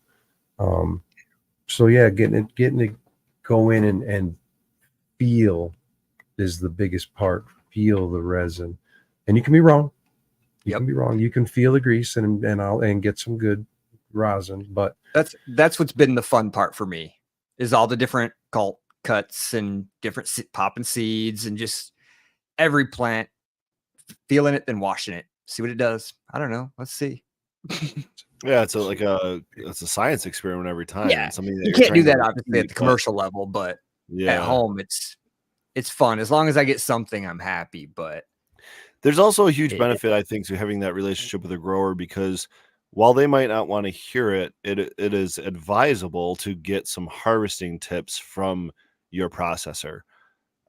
Because while you might harvest, your flour a certain way, it might need to be harvested for fresh frozen some type of way. And you might think you know what that type of way is, and maybe a different processor told you what that is, but a different, this new guy you're working with might think differently. So it's always just good to see, hey, what kind of container do you want it in, and how we getting it there frozen, how much am I bucking off, how far do you want it broken down, how tight should I vac seal it, am I vac sealing it, how are you bucking? We run ours through a bucking machine which just sucks it through different size holes, essentially just rips it off. And that absolutely is a variable in affecting your end even result. at home here, who I have helped me has been a big deal. I moved up, met some people, longtime growers, helped him harvest, and then he helped me harvest, and that was the last time he helped me harvest. It was just too rough with the plants, like not used to harvest. They're used to just harvesting and packing for flour. That's what they want. It's different with extracts, and I'm a lot more gentle now, and temperature matters for me. I found that if I can smell my plant post harvest, I've screwed something up. So every time I'm messing with my plant until it's rosin, it's under 60 degrees. That's pretty intense. I like it though. That's the variable control, just one of the things I've dialed down, and it's just been, it was something I didn't expect, but when it happened, it was very noticeable. Like, why don't I smell my plant? And then you get the rosin and you're like, oh, holy shit. That's why I didn't smell my plant. That's fair. Something I never did before. I never thought about it 10 years ago. Yeah. Well, yeah, that's the other thing, right? Doing a few day dry like Pedro's been doing, that I got that from Pedro. That's a huge variable. And then if you're maybe you're hanging that up in a 78-degree room because your dehumidifier is just cranking because you got too much in there and not enough AC or something, and it's just like, I bet you're gonna smell that room. That dead on 60 dry is something else. I had to work pretty extensively with the staff. the staff that was going to do the harvesting, the bucking. It's not always the same. The variables at scale, it's rough. The water content at harvest, the size stem that you're cutting to dry, to half dry, the thickness of that stem, the size of the buds, the density of the buds, all come into play into with your whatever words, your humidity and temperature, so I really had to work with them a lot. It's more of a feel. Go up and feel, go up and break a bud, or break a stem, or break a bud off, essentially. Some of them are the leftover little leaves, from the harvest, the stems. You can break them off. You can tell a little bit by that. There's multiple different ways to test and to see. You can even grab the stalk, the main stalk that you've got hung, and try to bend that and tell a little bit there. With the half dry, again, it's a variable and it can depend on the plant, but it can be very beneficial. with the 60/60, I like that because I can extend out that half dry as long as I need to. Gonna get to slower it is that better. right. Yeah. So it buys me that window. You know, I may only have a couple of hours over the course of 3 days to do a whole room. So I'm not fast at it. I got old hands. I feel you, man. Sometimes that's just like the Here we go. We got a longest part of it. question here. Next evolution that gets me super blazed. I think we were talking about a pre-show, and it's not an evolution at all, or maybe it is. Right. It's taking tolerance breaks from whatever you're currently doing. And so if you're just a big dab freak like Harry Dabs, our guest tonight, maybe, you know, take a break from dabs and just go smoke some joints or bowls or something, and it will blow your mind. Take bigger dabs. Just bigger. You got to do like Pedro and take RSO. Turn up the temp. Oh man, the caps! I'm telling you, there's been a lot of people who have mentioned the caps and whatnot, and I've had a lot of people around me, family members, who have taken them. Man, that's something else. I think the next thing I should potentially do is mix in some RSO with the rosin, and I really don't know why, but I feel like I should. Well, have you just tried dabbing it on your rig like that? No. Every time somebody Gotta get talks a about teabagger. dabbing RSO, my mind immediately goes back to when we dabbed roach terps. I was gonna say roach terps with Envy Closet Med Grower. I don't know why, but it's about the same. It tastes like ass. I have dabbed RSO before. It'll fuck your banger up real quick. It is not meant to be. It is not meant to be smoked. It just makes me giggle. I think at this point we're gonna get to where scalability is gonna be the limiting factor for everything. I mean, the price can only go so low to where it can't pay for the product. If the market's flooded, at that point you've got to figure out how do you get bigger and process more, and like you said, there's a giant surplus, and then what's the evolution from there?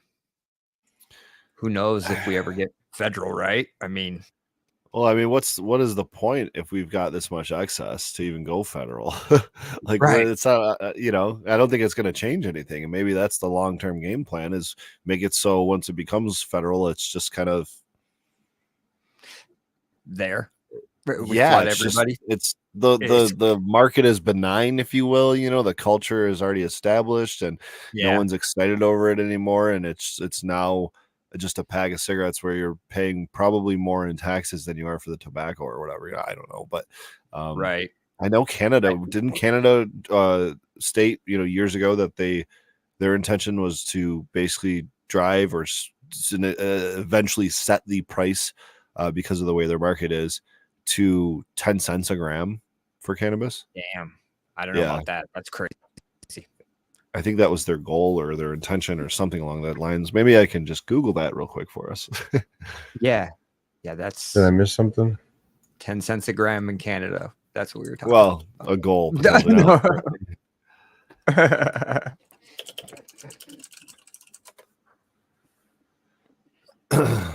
I don't know if I can dab much more. I'm seeing something. Yeah, I mean, about 8 cents a gram. It's if they can scale the high quality the way we can, at home when you're caring for it. People are doing it at the commercial level, but they're just not everywhere. It is extremely difficult and requires generally, I mean, I don't even want to say generally, pretty much every time it requires a lot of staff, and a lot of staff that actually cares, that won't cut corners and do different things, so a lot of things a lot of variables, a lot of things got to happen in order to get to that. And if you get it's guys, possible, but geez. Yeah, if you get two guys and say de-leaf 150 plant room, that's gonna take a while. You gotta have the staff, and I'm talking like a the facility that we work with. You know, like when I look at our master grower, that's what I just call him because I think it's funny. It is a funny term that you hear in the industry a lot. he's young, and he manages a lot of freaking beds. You know, it's kind of crazy how much he oversees and then directs, and then the staff then has to carry out. You know, Just a big pyramid of workers. I have enough. Right. I have a hard enough time with 4 plants back here. They're giving me shit.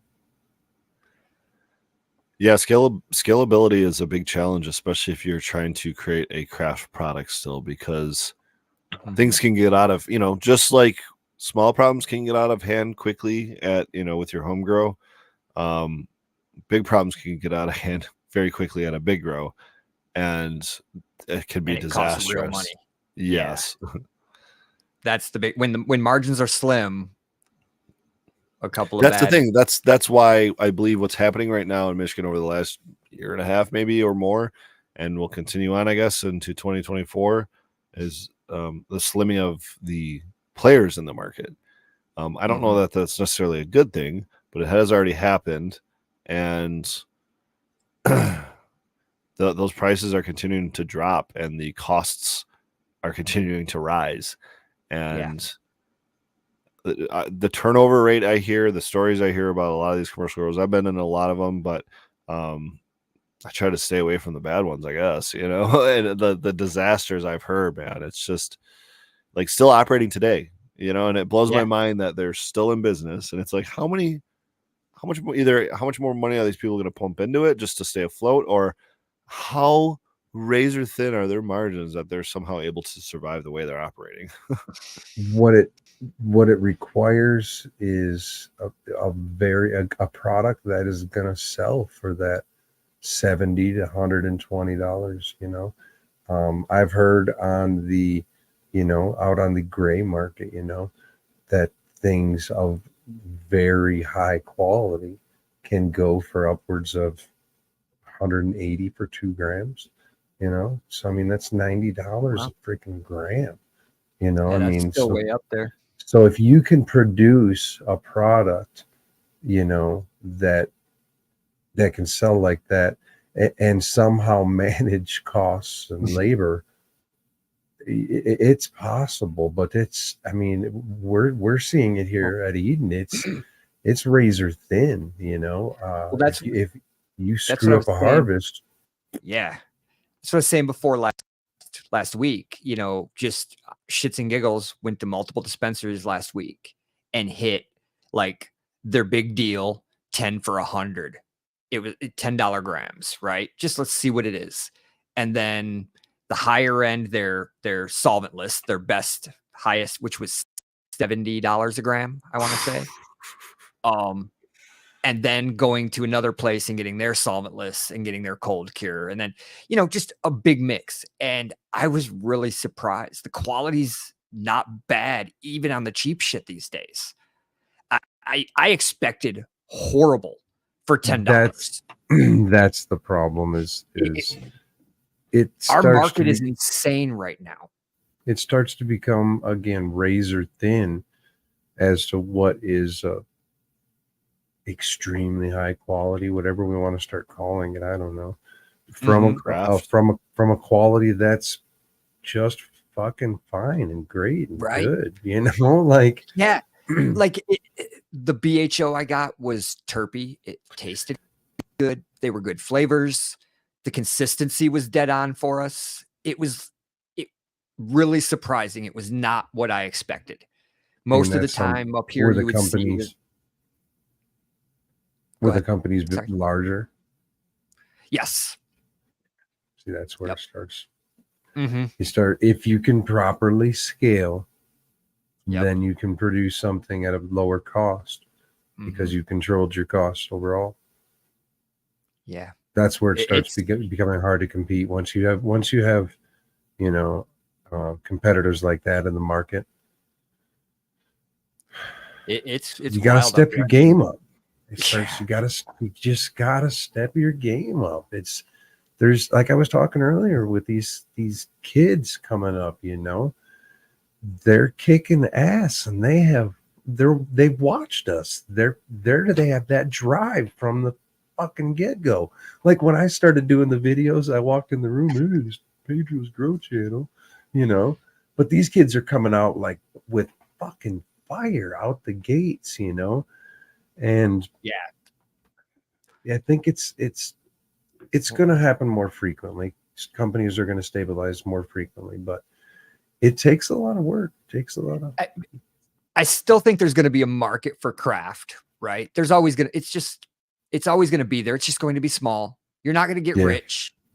It's going to be a small area. It's going to be Generally just kind of like craft beer. It's going to be, your local beer house. It's gonna be that 1 to 5% of the market, and you're gonna have to be happy with that. I'll be right back, guys.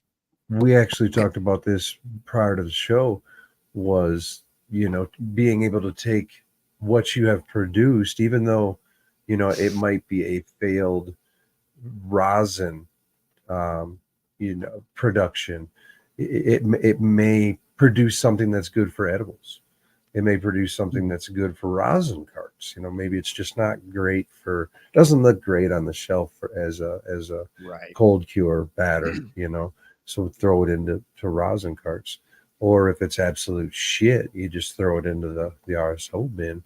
We at Eden, of course, we've been told that we have a just badass RSO, because I think we talked about with, I think it was Rackham's a couple weeks ago, I don't remember now. We talked about calling it RSO to calling it FICO, and then to what I consider HECO, if you would, the hash extracted cannabis oil, which is ridiculously strong. The funny story along with that is the employer that I worked with, we get samples and whatnot, and he asked me to tell him whether or not their RSO was any good or not, So right there, I was like, I think I got a capsule, So I pulled out a capsule. I was like, oh, yeah, I got it. Just filled up the entire capsule and just took it. And he just kind of looks at me like, did you just do that? And so a couple hours later, I came in kind of like this, and I was like, yeah, this shit works, So it's kind of fun awesome to play around with it, I guess. I don't know. Yeah, I can't do edibles yet. I'm not sure RSO would agree with me. It would, if you can do edibles, RSO would not agree with you. No. Yeah. And if you have any kind of a sensitive stomach, RSO is going to be rougher for you, So it comes down to then, having to go through the steps of turning it into rosin, and then diluting it, with coconut oil or some kind of a fat, butter, whatever, Mm-hmm. and eating it that way. However, I still think you're potentially losing some of the benefit from, the RSO. Right. And I had a question for Girlie concerning the difference between his food grade and something, but I had lost my thought. Typically, my food grade isn't fresh frozen. It would just be the trim from my flour and stuff like that, or rosin bags, or just anything not. So you would run a separate run. Yes, yeah. It's its own batch. Okay. It would not be like a byproduct of what I make. Although I have considered and have done, taken where'd the other jar go? Well, I've showed you both tonight, but the jar of terps, this is just the last of it. Everything else went into these pens. And then those jar of diamonds, which I showed you on the beginning of the show, you could take the terps and put them into pens or a food grade product for flavoring or something like that.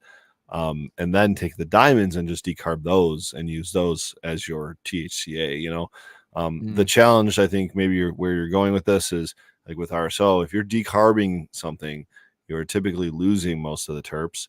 And so now, do we really have a full spectrum product?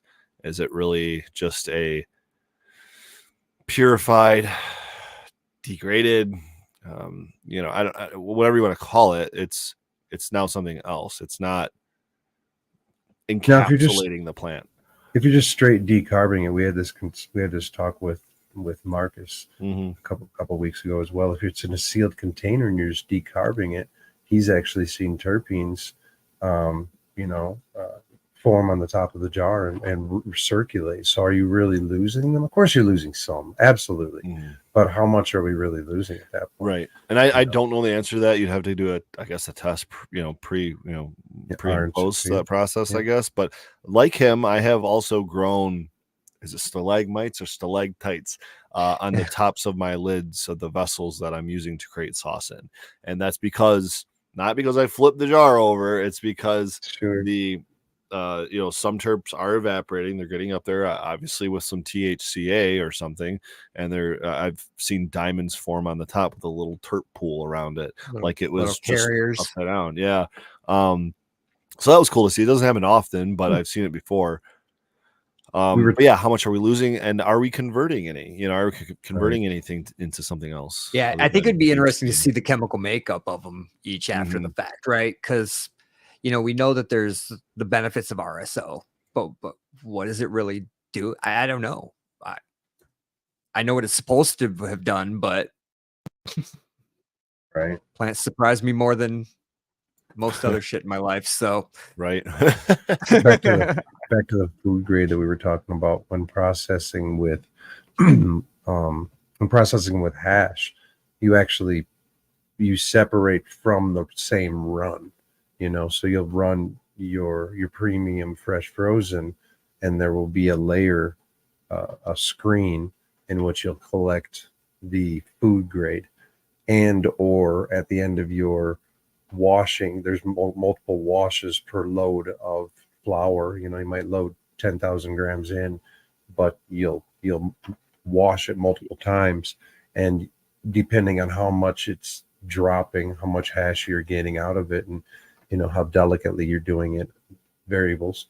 At the last one, you can just crank your RPMs up, and give her hell for a lot longer and pull a lot of the rest of the trikes. Of course, you're going to start getting, a lot of plant, not a lot, but more plant material.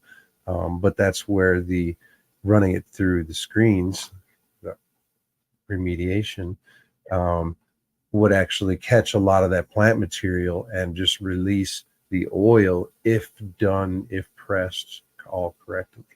Yeah, that whole color remediation thing. I got respect for Murphy Murray, assuming that's who actually said that to him. Absolutely. She's done a lot of different experiments and put them at the forefront, or at least been the one to put them on the forefront, and had those discussions publicly. Me. Oh, for sure. I mean, she's absolutely. In any case, I wouldn't consider that CRC like we're calling what BHO does with CRC, because that's a whole extra step in the closed loop system process, and it's targeting specific things. You can use specific clays or whatever. Oh yeah, you can use different media in that column to target different things, and it's not always just color, guys. The beauty of it, and here's the thing, that whole polishing a turd thing. Like, I hate that we can now do that. But with color remediation, I know it's silly that it's no longer. It's still a turd, right? Well, that's the thing though, because you're taking things out of it. You're polishing a turd, but yeah, it's still a turd. A pretty one. Yeah, it's got a little shine to it. Or you still want to eat it, I guess. Lipstick on a pig. Yeah, and so. Oh man, where was I going with that? Weird. I don't know. That got weird. Polishing a turd. Polishing a turd. Color remediation and the different media you can use in the color remediation column. Not only can you target things like chlorophyll or fats, things that might add color to it, but you can also target things like pesticides. And so think about how an RO system works. There's different like media filters that will target different things, whether it be chloramine, arsenic, or heavy metals, what have you. It's, to my understanding, and I don't know a lot about it, but to my understanding, that's essentially how it works. Is you can use different media to target different things. So maybe a giant batch of outdoor flower you grew came back positive for pyrethrins or something because I don't know, the guy down the street was spraying them or something, right, on his crops, or like some outdoor crops or something. Well, and it blew over onto your outdoor crop, and now your whole crop tested positive for it. And it's like, what are you supposed to do? Well, can you remediate that in some way? I don't know if that's a specific one you can, but that's an example of like remediating a pesticide, taking it out of the end product. Now you have to get it to that, BHO solution and through this color remediation column to do that. But to my understanding, that's possible, which is kind of cool. But again, you're polishing a turd. It's like, yeah, wait, you got I understand weed, that they can do it, but every time that this type of stuff comes up, I think back to like, if we're shooting for federally legal and we want this to be accepted as medicine, these type of things don't happen with other medicines. So do we really want that to be something that we're pushing? Like, you can't. Superior, do you honestly think that this becoming that the reason they would federally legalize this would have anything to do with its medical uses? Because right now, just in the state of Michigan, it's over 1% is the medical market. Yeah, no, right. No, I'm not saying that that's why it'll be legalized. I want that to be a part of once we are legal. For sure. I believe that's where the biggest benefit from the plant's going to come from, is the research into it. But things like the remediation is not going to help later on. They're not going to trust the plant. Well, that's going to be more helpful, I think, on the scientific and the research end of things, because then I think that's what it's going to take to like isolate, right? And if we want to do research on isolates, the thousands of isolates we can get out of this plant, it's going to take that type of technology. And so maybe that's where we're going with this, is the isolation, because we're going to have so much material. We're not going to know what to do with it. But if we're getting to that level, is it even going to be the plant anymore? Or are they just going to grow algae? No, that's an ingredient. And that's what distillate is. Distillate is an ingredient. It's an ingredient that goes in food and unfortunately vape pens, but it is one ingredient. That's really what distillate is, right?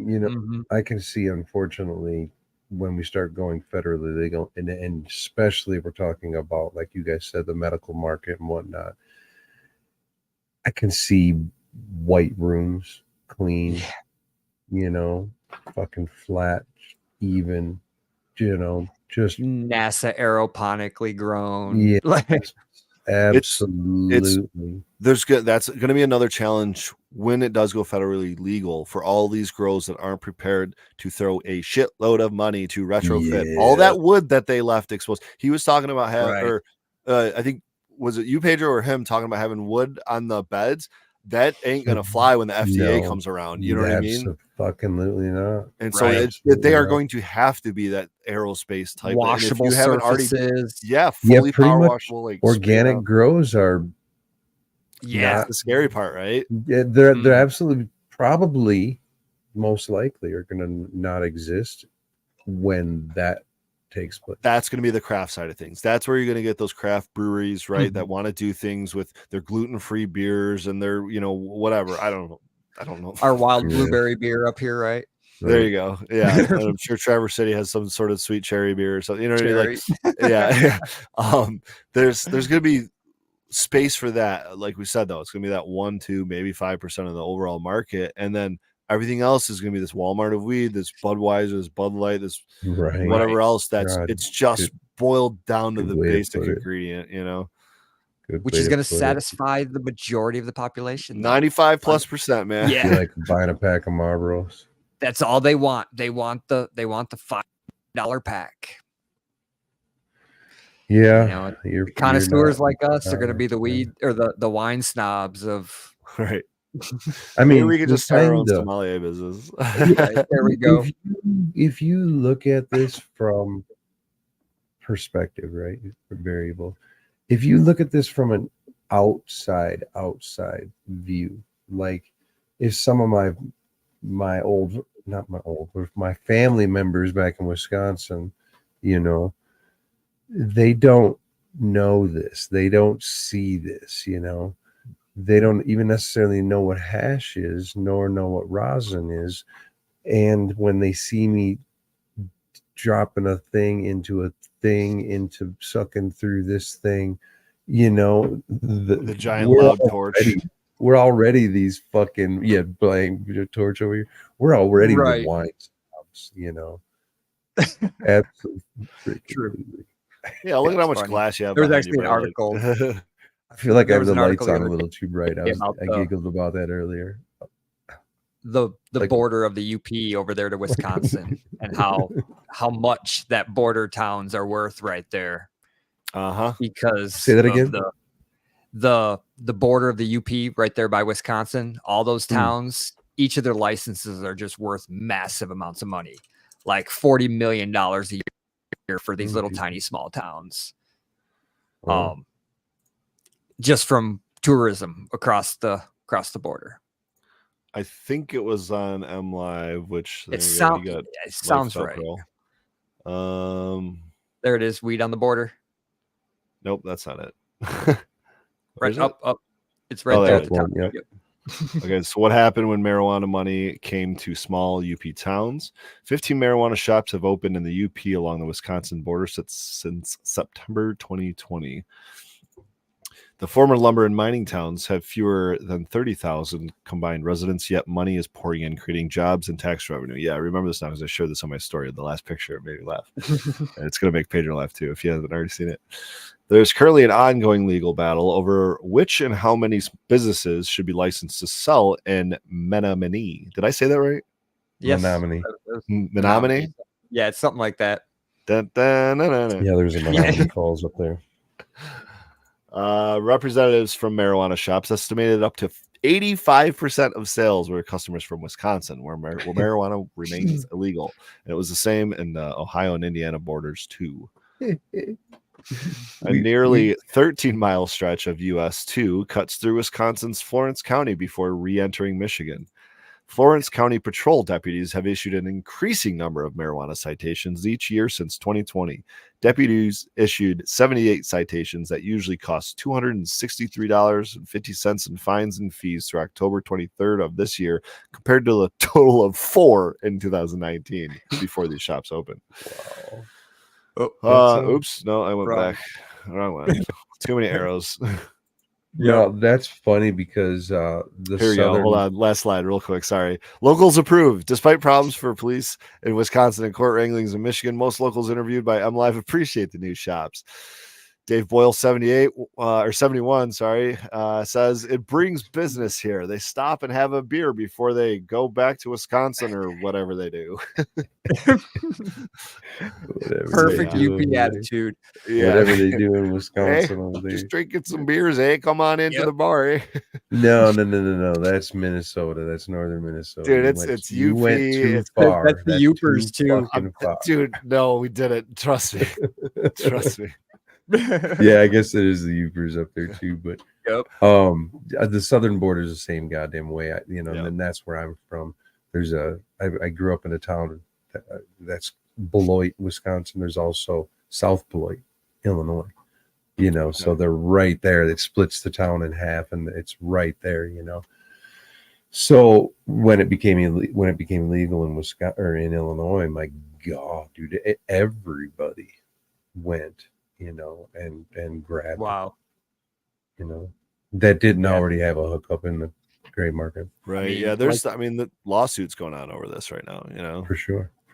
Yeah.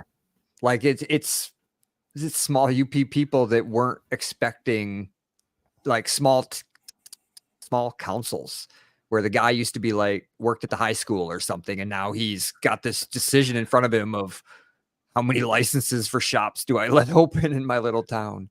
Yeah, and some of them were like, "Oh, we'll have 3. We have like 6,000 residents. I'm pretty sure 3 is plenty." You know what I mean? And then they get a lawsuit from like 3 MSOs that are like, "Nah, bitch, we're coming to play too. This is a high value spot. Sorry." So now they want everybody in. It's just going to be We'll see. I mean,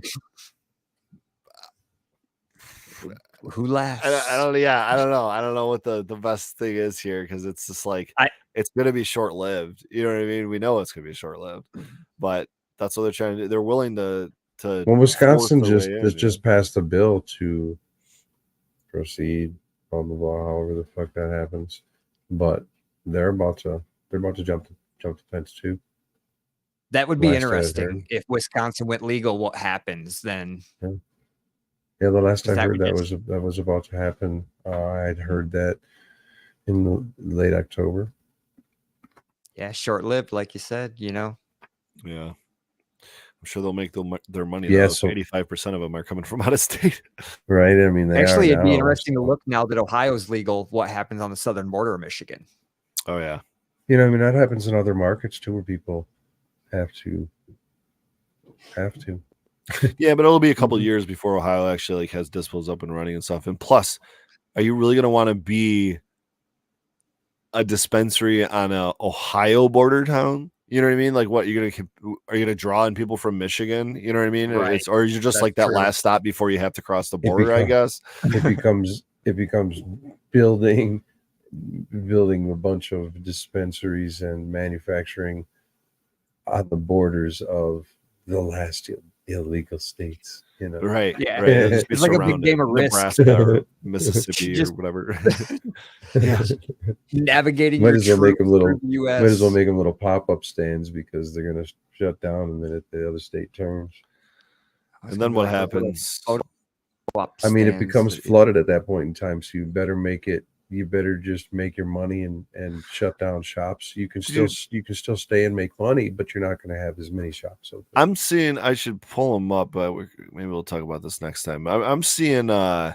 There's another variable we could have on in terms of hosts is like someone in the real estate, like a real estate person that works in the cannabis industry or has just experienced it, like the shock of it in the industrial commercial market. Because, I mean, I'm seeing some of these buildings, man, like established dispensaries, but they know what's happening. They like trying to get out, even though it's already too late probably for them. Because I'm seeing these places go from like 2.69 million to 2.24 million. To 1.89 million to 1.6, you know what I mean? And it's just like no one's buying, not for that much. And the only ones that would be buying at this point are going to be the MSOs. And if they're not already strategically like set up to survive this market, they're, you know, Yeah, I don't know. There's probably a few really that are actually expanding right now. Doubt it. Yeah, it doesn't make sense. You know, a lot of this can come Maybe down dispensaries. to education and more use, more widely, use. And I keep saying variables. It's funny. So the show. Different uses, so you can use the plant, but you don't always have to smoke it. Like my mother, actually, I turned her into a dabber from a flower smoker. And then that just was too much and too hard on her. So she just started eating the rosin, the caps that I do, so there's that. I lost my thought. Yeah, as Grodo says, here in Michigan, corporations are buying up dispensaries. And I think that would be the only thing you'd be scooping up is just positioning yourself around the state to have the widespread access, more distribution. Right.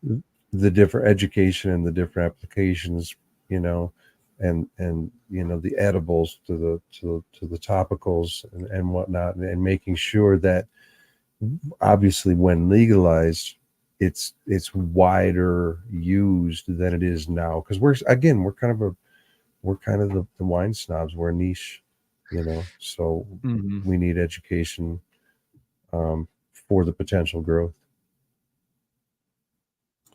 Yeah, but where's that coming from? Because like Harry said, it's not the bud tenders. No, that's unfortunate. Like when we pick up samples at different dispensaries, and I try to visit. I don't visit a heck of a lot, but most every time that I go, it's rough because you see people there that are just there to have a job, so they know where the product is. They kind of know if it's an indica or sativa, they barely know whether it's resin or rosin, or what the hell that even means. Or what? Good call. One of my first experiences, the bud tender wanted to open each of my jars that were fresh out of the fridge, just show the rosin on each one. And I'm like, don't open the jars. Well, why not? You want to see them, right? No, fucking just going to let humidity in, and then I'm going to drive for an hour, and then they're going to sit in the fridge. And open one of each of them, but I'm not taking the one you open. You know what I mean? Like, that's what I've told them before. One of the things that I've complained to them is like, the minute they pulled one out and they tried opening, I was like, no, and I showed them, to just kind of get it to room temperature enough to where it doesn't condense. And then she put it back up there, and I was like, do you open that one every time? Like, that's the one that's the sample jar, like that's the one we don't sell, and this is the one y'all can see. But because the minute you open it, you're releasing terpenes, you're introducing the possibility for dust or germs or mold.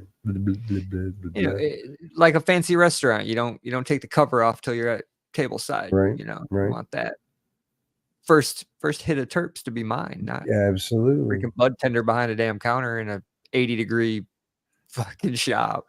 And in a proper container, it can, and in a proper container, in the proper quantity in the container, it can absolutely, I want to say ferment, but it cold cures, and it terpenes separate and they reintroduce. And so yeah, when you open it, it could be boom. Mm-hmm. Could be very cool. Yeah. Just talking about moving around and doing different things. And when we do shows, we always pull one out just to put on display as a sample jar so that people can put their nose in it. And yeah, on cold days, it might, terps might not be as loud, but it might kind of last a little bit longer. You know what I mean? Like on those warmer days, it's sitting in the sunshine. It's like, well, those terps are for the sky today, but it also makes it super loud, and everybody walking by the booth can smell them. Yeah. But having that visual draw is a key for me, and then putting your nose in it is the next big step. But it's just that one lineup of sample jars, and those get given away at the end of the day because they're not the same. You know what I mean? You leave a jar open 8 hours in the sun, like it's not the same. Right. I would agree with you there. Absolutely. Both, and that's true on both sides of the fences here. I would imagine so, yeah. Both sides, yeah. It can get not pretty. I've got jars here on the counter that get that way where, man, I was going to show it to jar my diamonds that I made earlier that still had terpenes in them that then they just turned not pretty. They could still be eaten, the decarb and whatnot, so they can still be like eaten.